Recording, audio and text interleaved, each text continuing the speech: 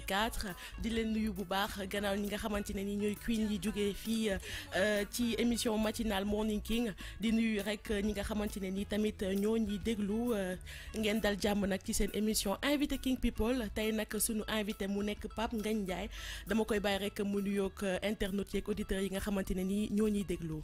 waaw maa ngi profité di nuyu ñëpp ñi nga xam ni ñoo ñuy nuyu di la nuyu Rahma.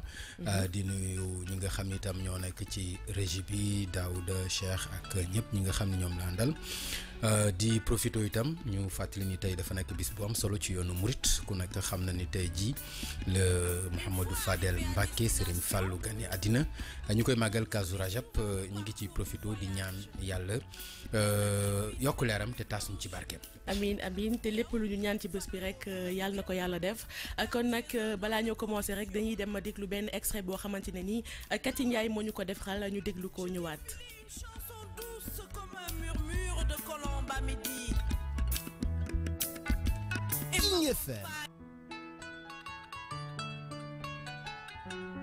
Très connu à travers les médias, Pape Ngagne Ndiaye est sans doute l'un des journalistes les plus suivis au Sénégal. Pourtant, le présentateur de Faram Facce s'est fait distinguer à lui tout seul dans le monde médiatique. Un parcours qu'il a retracé dans son livre Parcours d'un journaliste autodidacte. Dans celui-ci, il a touché plusieurs points concernant son émission, sa vie, ses parcours et s'est ouvert sur quelques confidences. Concernant les points sur son émission, le journaliste parle de Moustapha Diakhaté, Khadimoul Khadim, qui fait partie des invités qui l'ont beaucoup marqué. Cela est dû au fait que ce dernier l'avait invité pour un sujet assez délicat qui avait secoué les médias et la population. En voici quelques lignes, je cite. Moustapha Diakhaté Khadimoul Khadim fait partie des invités qui m'ont le plus marqué car sa venue coïncidant avec un événement qui avait secoué les médias et la population sénégalaise à l'époque. En effet, Joe Ramaka venait de sortir son film Carmen à la mort de la directrice de prison qui était lesbienne et chrétienne. Les gens qui l'accompagnaient au cimetière scandaient un khassaïd de Serigne Touba, ce qui avait créé beaucoup de controverses autour de ces films. Moustapha Diakhaté Khadimoul Khadim fut l'un des pourfendeurs les plus acharnés du film de Joe Ramaka car il considérait cet acte comme une profanation de l'œuvre du saint homme Cheikh Ahmadou Bamba.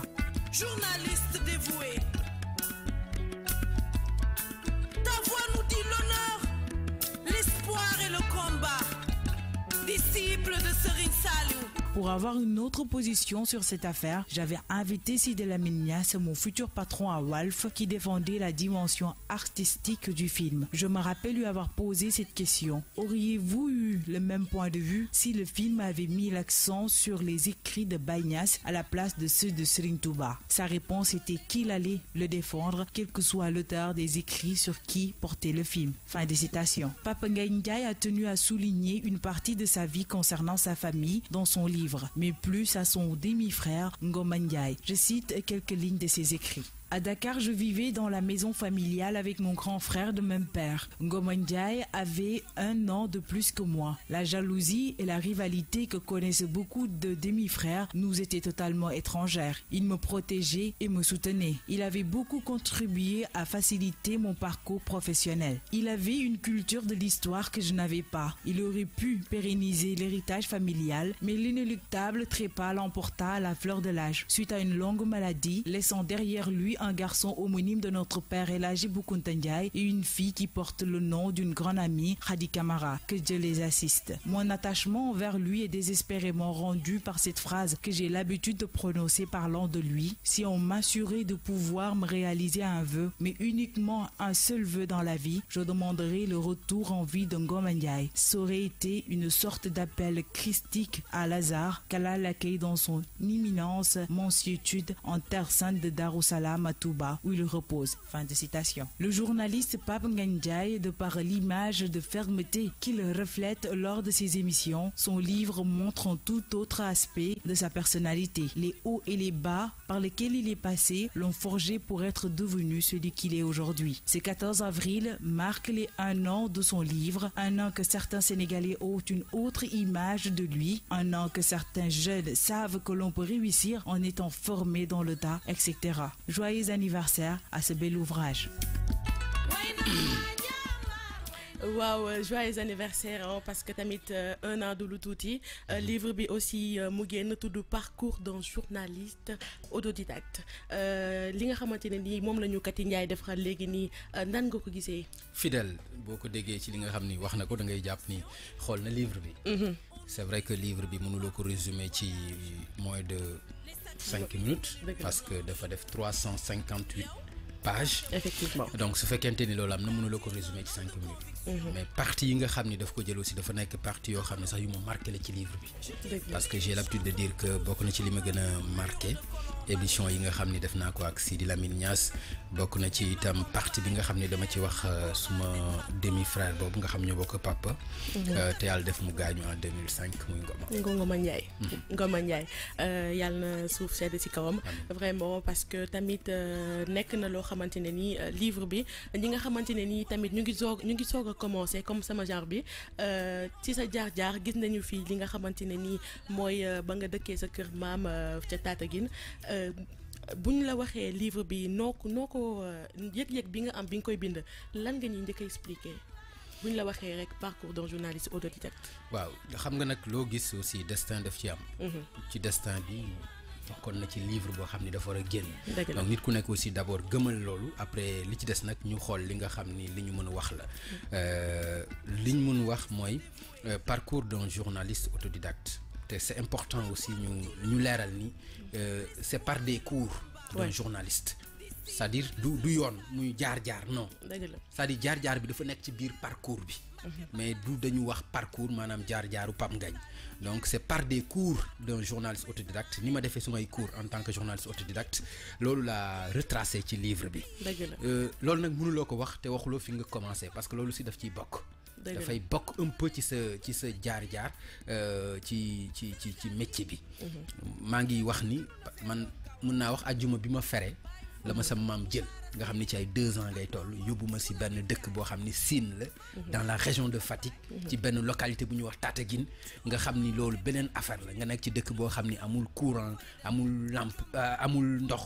nga dund ci loolu pendant 10 ans waaw loolu nit aussi war na si mën a jàng lu bëri bu fekkente ni mu ngi capté surtout xale du fàtte waaw ni mu ko waxee baax na ñuy leeral aussi ni mu ko leeralee nii tamit ñi nga xamante ne nii am nañu jafe-jafe comprendre li nga xamante ne mooy titre bi ak pourquoi mu def titre bi nii tamit livre bi mën nañ ci jàng lu bari parce que boo koy lire di nga sentir ne que nit ku nekk am nga sa jaar-jaaru bopp waaye tamit parfois nga jàng ci jaar-jaaru ñi nga xamante ne nii ñoom ñoo ñu njëkk ci métier bi mais tamit am na benn côté boo xamante ne nii comme si mën naa wax ni que peut-être yaa ngi encourager ñi nga xamante ne bëgg nañu dugg ci métier bi te tamit jaaruñu école de formation wala yooyu foofu tamit ñu nga leeralal ñu tuuti.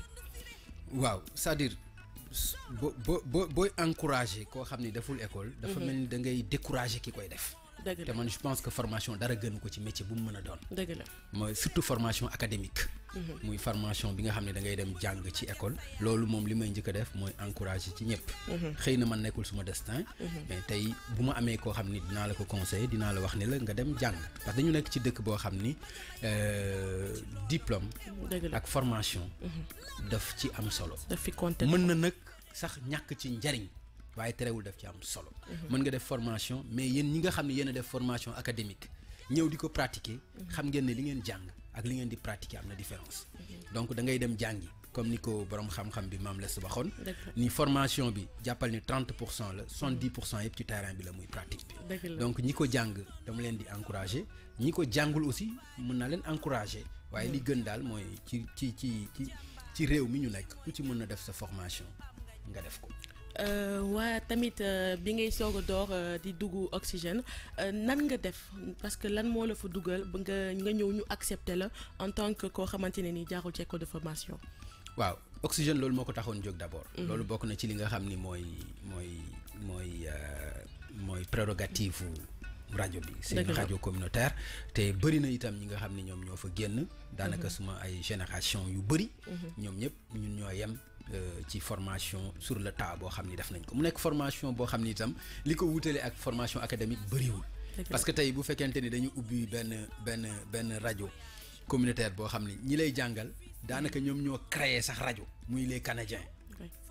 ay Canadiens jóge Canada ñëw di ñu jàngal lan mooy journalisme di ñu jàngal lan mooy lu bëri ci genre journalistique yi. loolu li ko uutale ak dem ci yenn écoles yi jàng bëriwul. donc ni ma fa duggee nag aussi hasard la du hasard parce que nettali naa lépp ci livre bi. bon dégg naa que y a une radio communautaire à Pikine approché naa leen bi ma demee dañu def benn genre test la. dañ lay tester. da ngay ñëw ñu tester sa voix. bu ñu paree ñu tester sa culture générale. et yàlla dimbali ma séance tenante ñu recruter ma ci rajo bi donc man noonu laa duggee Oxygène. waaw formation bu nekk rek ak na muy demee parce que am na ñoo xamante ne nii tey jaar nañu ci école de formation jaar ci yoon bi ñu war a jaar mais tamit amuñu possibilité jaar ci yenn organe de presse yooyu noonu comme li nga mel ni mooy Oxygène ak Walfadjri fi nga xamante tamit jaaroon nga fa te sànq tamit dégg nañ ci say wax yaa ngi naan lu la marqué woon la bi nga invité ki nga xamante ne nii mooy Sidi Lamine Niass foofu noonu sa dundin nan la fa demee. waaw ça bi ma koy recevoir boobu maa ngi Oxygène. maa ngi doon animer benn émission politico-culturelle. dëgg la boo xam ni comme ni ma ko waxee aussi ci livre bi y avait benn moment mu amoon benn polémique. ci film bi nga xam ni Jo Ramaka defoon na ko film bi tuddoon Carmen boobu sax ba léegi dawu fi c'est vrai que am na ñoo xam ni am nañ ko et tout mais ci moment boobu état bi jëloon nañu ay dispositions parce que daf ci amoon lu doyoon waar lu si nekkoon. parce que ci biir film bi daf ci am benn lesbienne. boo xam ni bi mu gaañoo dañ ko doon gunge ak xasaydu Serigne Touba. loolu nag ñu bëri ñaawlu woon ko parce que kenn mësul gis loolu. loolu taxoon ma recevoir sëñ Moustapha Diakhaté Khadimul Khadim comme niñ ko waxee ci kii bi. ci extrait bi biñ ma paree ci loolu itam ci beneen version. me recevoir Sidi Lamine Niass ñu discuter mais comme moom artiste la dafa défendre dimension artistique bu film bi jàpp ni film la te loolu dara nekk si pour que ñu def ko loolu itam jàngal mu lu bëri si moom ci oyof parce que boobu mi ngi jógee Sacré-Cœur ñëw dans la banlieue un jeune journaliste invité ko mu ñëw ci respect boo xam ni am na ko ci métier bi loolu aussi lu ma apprécier la ci Sidi Lamine parce que mënoon na ko gisee neneen mais terewul vraiment dafa ñëw wuy si Oxygène wuy si ma suma émission yàlla def aussi je pense 1 an lañ ci teg wala moins d'1 an ci laa dem Walfadjri rejoindre groupe bi nekk foofu. d'accord jaar bu am solo parce que tamit film li mu ko expliquer parce que tamit ñi nga xamante ne ñu ngi ñuy déglu auditeurs yeeg internautes bu King FM tamit képp koo xamante ne nii aussi yaa ngi bëgg dugg ci métier bi nga xamante ne nii mooy journaliste baax na lool ñuy déglu ñi nga xamante ne nii ay ndaanaan lañ ci métier bi mais tamit. amul ay moment yoo xamante ne ni di nga sentir entre sa collègue yi benn xeeb boo xamante ne ni dinañ la ko xeeb. waaw xam nga xeeb moom boo ko sentiree rek c'est parce que yow yaa matul li nga doon. soo matee li nga doon doo sentir xeeb. doo ko gis doo ko dégg doo ko sax sentir donc wax dëgg yàlla gisuma ñoom luñ ma ëppalee. lu war a mën a tax may sentir xeebeel du ma ko sax dund.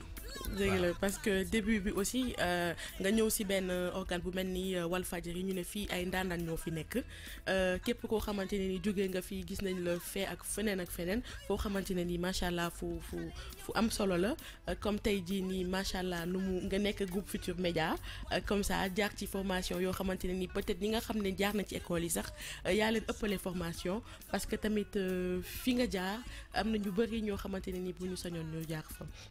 Walfadjri Oxygène mu nekk rajo boo xamante ne rajo communautaire fële ca Pikine kon nag gis nañ sa préface aussi da nga ko jox ki nga xamante ne ni mooy Mamadou Ibra Kane yan relation ngeen am. Mamadou ay relation particulière mën naa wax amuñu ko. am nañ ay relation professionnelle.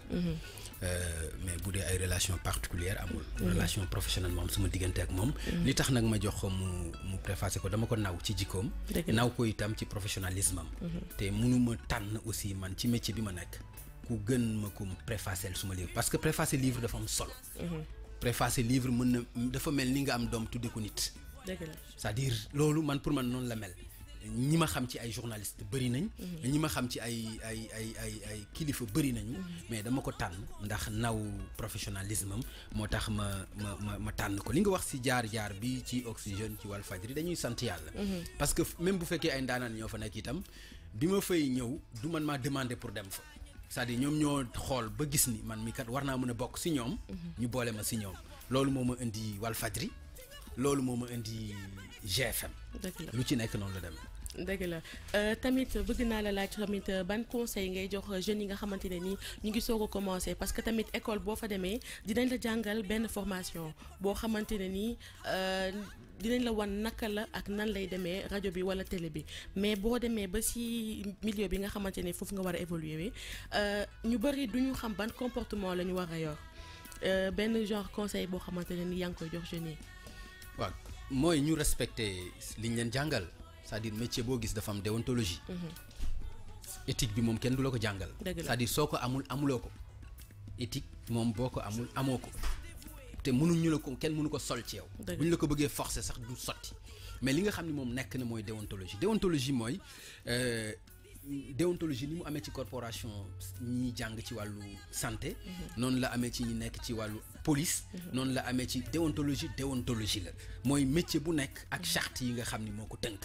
loolu boo ko respecté rédaction boo nekk di nga fa mën a nekk et que di nga fa mën a yàgg te di nga fa mën a am ay maanaam gis-gis bu rafet déontologie ci BAB li ma la si mën wax rek mooy métier moom rawatina journalisme fexeel ba loo si def nga teg ko ci équilibre bul def dara parce que daf la neex mën nga fekk sax loo xam ne neexu la mais fait yi loolu la nga xam ne lii mooy fait yi nga traité les faits commentaires yi boo amee nag beneen opportunité boo ko defee parce que libre nga ci aussi en tant que journaliste nga def ko mais bañ a def mélange yi comme man ni ma ko doon defee bi may commencé à Oxygène nga xam ni dañ may wax par exemple fait yaa ngi nii ma koy commenter parce que boobu xaw ma si dara noonu laa démarré à Oxygène c'est-à-dire damay am information bi ñu ne ma par exemple benn nit dee na fële may nettali na mu deeweeg na mu yére ba mu solat xam nga yooyu kenn laajuma ko waaw donc yooyu c'est très important ñi nga xam ni itam ñooy journaliste ñu xam ni information bi dafa sacré nga yem ci commentaire bi nag boo amee yeneen occasion yoo ko mën a defee tu peux le faire mën nga ko def ci sa commentaire bopp en tant que journaliste parce que libre nga pour def sa commentaire nu mu la neexee mais nga bañ a jaxase loo xam ni bokkul. waaw jàngale boobu noonu nag gis nañ ko ci livre bi ni nga ko expliqué parce que tamit am na émission yoo xamante ne nii def nga ko ci faram-fàccee gis nañ ne que am na yoo xamante ne da nga koo jël nga def ko ci livre bi loolu tamit ban explication nga siy joxe. waaw xam nga émission yi macha allah bëri na. mënoo tànn yëpp. donc ñi nga xam ni ñoom nga si tànn mu nekk presque une vingtaine d'émissions yoo transcrire. yaakaar naa ni tey. livre la boo xam ni mën naa wax ni dugg na ci histoire ba pare. parce que livre boo xam ni émission bu mag. boo xam ni seqoon naa ko ak Djibo Leyti Ka mi ngi ci. émission bu mag boo xam ni seqoon naa ko ak Mbaye Jacques Diop mi ngi ci. waxuma sax liñ la nettali ci histoire politique bu Sénégal waxuma sax liñ ci nettali mais rien que seen tolluwaay jamono bi rek question réponse yi c'est très important donc livre bi tey.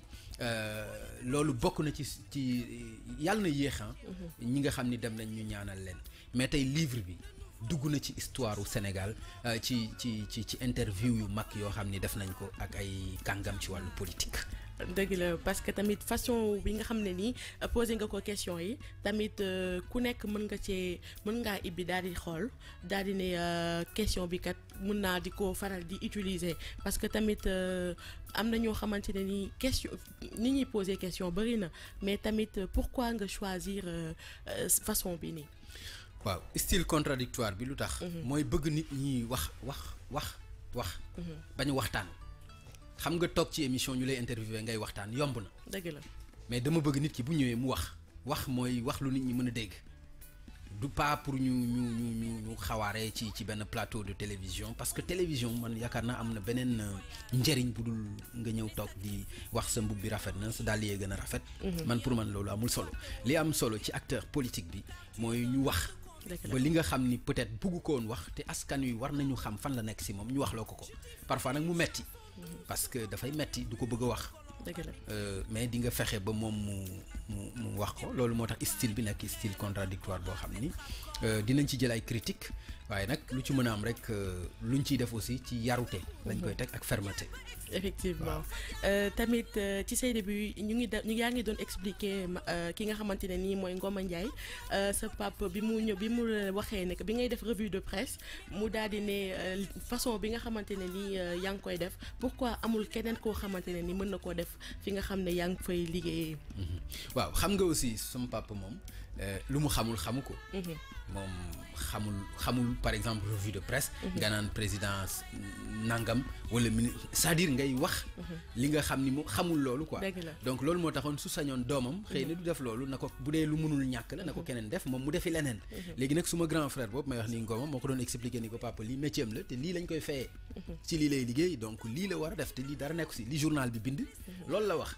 daf ci daan dem ba suñ ko woowee parce que dana am ay plainte kilifa da ko daan woo naan ko sa doom bi lii su ko defee parfois Ngoma mooy jël journal bi yóbbu ko si moom wan ko article bi liiral ko mu ne kon lii la wax mu ne waaw mu ne ko voilà donc loolu aussi mu nekkoon loo xam ni lu ma marqué la ci grand bi ci parce que suñu kilifa yi aussi dañu am doole si ñun donc bu fekkente ni boo amul ku leen di mocc rek mën nañu la galgal ci sa liggéey parce que loo bëgg sa liggéey aussi ñoom buñ ko bëggul mën na indi jafe-jafe ci li ngay doxalee. am na solo parce que waajur yi dañuy jàngal à chaque fois bu dugg lu sa yoon nekkul moo tax à chaque bu xawee kii rek man sama papa daf ma doon topp naan ma bul def people bul wax loo xamante ne nii sa yoon nekku si mais tamit bu ñu jàllee tamit ci benn question boo xamante ne nii est-ce que bu ñu nee Pape Ngagne Ndiaye moom gëm na ni que journaliste dëgg la loo ñuy wax.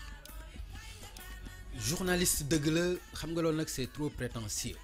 parce que définition journaliste dëgg man xaw ma ko pour mën ko attribuer sama bopp. li ma xam daal mooy corporation bi ma nekk muy journalisme. daal maa ngi ciy def suma kéemtalaay kàttan ba li nga xam ni mooy li mu laaj yëpp. ma fexe ba di ko matale.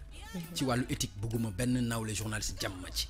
ci wàllu déontologie bëgguma kenn itam nga ŋàññi ma ci mais journaliste dëgg mënuma joxe définition bi ba mën ko attribuer suma bopp. dëgg la parce que am na ay temps yoo xamante ne nii ñu ngi ne dañuy signer li nga xamante ne nii mooy ñi nga xam ni am nañu diplôme journalisme parce que ñoom ñoo mën a taxaw ni ñoom ay journaliste lañ mais ñi nga xamante ne tamit amuñu diplôme boobu noonu mënuñ ci. waaw loolu moom waxi dof la ak waxi ku daanu ci saret. man wax naa ni bàyyi journalisme ci Sénégal dafa autodidacte. dëgg la ñi fi njëkk a def journaliste yëpp. kenn jàngul journalisme. ba pare encore ñi nga xam ne ñooy théoriser loolu du problème loolu détail la c'est-à-dire am diplôme man ci 2 ans. bu dee diplôme laa bëgg bu mu mën a doon. maanaam muy licence bi muy. muy master 1 ba muy 2 ba muy doctorat ba. mais attends du njàng moo koy joxe. mais loolu amul problème. te xam nga ni ci ñun lay gën a yomb. loolu dama lay expliquer ne loolu détail la mais ñi nga xam ni itam ñoo jàpp journaliste bi que c'est lui la ki nga xam ne moo diplômé ñoo jàpp ni autant d'expérience. maanaam dafa am benn durée muy 10 ans jëm kaw soo ko defee ci métier sa revenu yëpp nga amee ko ci métier boobu mën nañu jàpp ni yow métier boobu mën nga ko revendiquer. te loolu aussi ñu ngi sant yàlla ci expérience yi ñu def. d'accord am na réponse bi am na solo pour ñi nga xamante ne nii tamit ñu ngi posé wu question boobu noonu fi ñu toog mais sama dernière question laataa ñoo jeexal émission bi ba laataa ñoo wëy sax joyeux anniversaire d'avant pour livre bi mën naa la laaj lan mooy différence entre pour yow lan mooy différence entre animateur ak journaliste. waaw mais comme yàlla ak yàlli la animateur ak journaliste moom dafa mel ni yàlla la ak yàlli. c'est-à-dire l'animateur c'est pour animer. pour par exemple c'est l'animateur ku ne xam na ko. li nga xam ni moom la animateur yi di def xam nañ ni moom la animateur yi di def. li journalistes yi di def journalistes yi information la ñuy traiter animateurs yi animation la ñuy def. mën nañu nag def d'autres animations ci leneen mais ki nga xam ni exclusivement li muy traiter. information la mais kooku mën nañ jàpp ni mooy journaliste ki nga xam ni nag dafay traiter leneen lu dul information kooku mën nañ jàpp ni animateur la. d'accord kon nag am na solo mu nekk seen émission invité King People mais nag dañuy déglu Daouda bu élément bi yebee rek ñu déglu benn élément boo ñëwaat ci plateau bi. Noble Gawlo, avoir une profession n'est pas importante. Mais honorer cette profession. Ah là, King FM.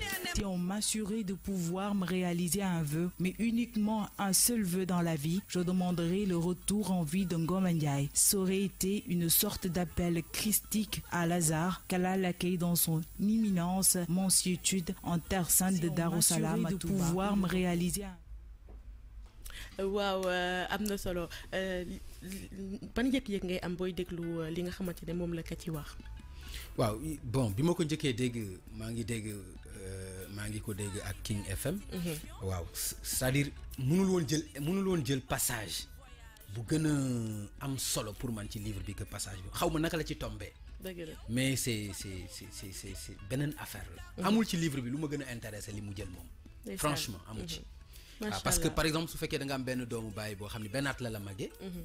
mu décédé et puis pieux laa wax de. c'est-à-dire koo xam ni bi muy gaañu bind naa ko ci livre bi. alxuraan la yoroon di ko jàng. il avait son bac avec lui. ba pare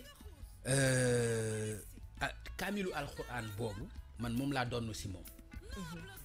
suma mag boobu c'est-à-dire il était pieux c'est-à-dire bi nga xamee ne ñu ngi am 6 ans ay 6 ans 7 ans.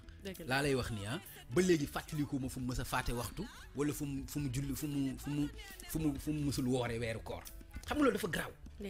si ci xale koo xam ni ay 6 ans 7 ans nga xam ni man moom wax dëgg yàlla sama julli beneen affaire la doon sama woor mais moom il était pieux. macha allah kooku yàlla jël ko à fleur de l'âge donc man mënuma def lu dul rendre ko hommage ci livre bi donc kat yi extrait bi mu jël extrait bu am solo la si li nga xam ni wax naa ko si livre bi. d'accord merci beaucoup ñu leen di jaajëfal bu baax yéen ñi nga xamante ne yéen a ñuy déglu King FM 99.4 ak King FM.sn suñu site internet bi nga xamante ne nii xam ngeen ne rajo bi rajo musicale digitale tamit dañuy seetaan en même temps lu ñuy xool merci beaucoup waaw ban message tamit ngay lancé avant que ñuy tëj li nga xam ne mooy émission bi. féliciter King FM féliciter leen parce que xam nga du hasard. une rajo boo xam ni même pas 1 an parce que moom ak livre génération lañu. même génération lañu mu am yenn notoriété yi loolu liggéey moom moo koy waral. donc liggéey boobu aussi man en général su may gërëm souvent même ci suma discours ci cérémonie de dédicace bi. de la radio FM à la radio King FM lay wax. parce que man en passant par yeneen yi quoi muy TFM muy L'Obs parce que pour man moom moo mujj ñëw. mais am doole aussi macha allah donc du ñu def lu dul remercier leen féliciter leen yéen ñi fi nekk wax leen aussi liggéey bi yombul na. ku foog ni dafa yomb da nga juum te lu fi nit def aussi sa bopp nga ko defal. c'est-à-dire ku yaakaar ne da nga fi nekk di ko defal Youssou Ndour wala Boubacar Diallo wala Daouda wala keneen da nga juum. loo fiy def sa bopp nga ko defal parce que tey li nga fiy def ëllëg moo lay yóbbu feneen. waaw donc lu fi nit di def c'est jàppal ni. am nga ci xaalis amoo ci xaalis am nga ci remerciement amoo ci remerciement sa bopp nga koy defal mais defaloo ko kenn parce que loolu mooy li nga xam ne moom moo lay topp donc ñi nga xam ne ñoo fi nekk loolu laa leen di encourager keneen koo xam ne yaa ngi ci beneen média aussi jàppal ni looy def fa nga nekk sa bopp nga ko defal mais defaloo ko ñi nga xam ne ñoo ngay liggéeyal di wax ni aussi livre bi ñu ngi sant yàlla def na at am nañ ci feedback boo xam ne bu positif la livre nag du cassette boo génne nga xam ni dafay génn rek nga mën a def rapidement évaluation yi wala dara livre boo xam ni 350 et quelques pages la il faut nga bàyyi nit ñi ñu lire ko donc nit ñi ngi koy lire macha allah sur le plan national et sur le plan international le feedback bi ñu am c'est un peu nuancé am na ci ñoo xam ne jàpp nañu ne mënoon na ñàkk ñii jàpp nañ ni c'est positif donc loolu nag mooy livre livre boo ko xasee bind comme li nga xam ne loolu la Martin Luther King waxoon da nga déclarer guerre ku wax sa xalaat rek déclarer nga guerre parce que dina bëri ñoo xam ne duñ d'accord ak yow kon loolu mooy li nga xam ni dañuy assumer lépp loo xam ni feedback la bu ci nekk ñu leen di remercier bu baax. waaw livre bi nag fan lañ ko mën a amee. waaw livre bi Harmattan ñoom ñoo ko édité donc Harmattan mi ngi fa disponible. képp koo xam ne bëgg nga livre bi mën nga dem l'Harmattan Sénégal nga am ko l'Harmattan Paris. itam d'abord ñoom ils sont dañu am sax satisfaction ci vente bi on touche du bois ñi ñuy sant yàlla bu baax ci succès bi nga xam ne livre bi am na ko ci vente ñu ñaan yàlla loolu itam yokk parce que tey lii moom ba àddinay tukki daanaka ku bëgg livre bi di nga ko mën a am di nga ko am merci beaucoup d'accord kon nag ñu leen di jox rendez-vous incha allah rek ba beneen yoona xam naa ni tey moom suñu émission bi nekk na loo xamante ne nii émission à part la vraiment ndax ki ñu fi invité moo tax merci beaucoup hein, à très bientôt. Merci.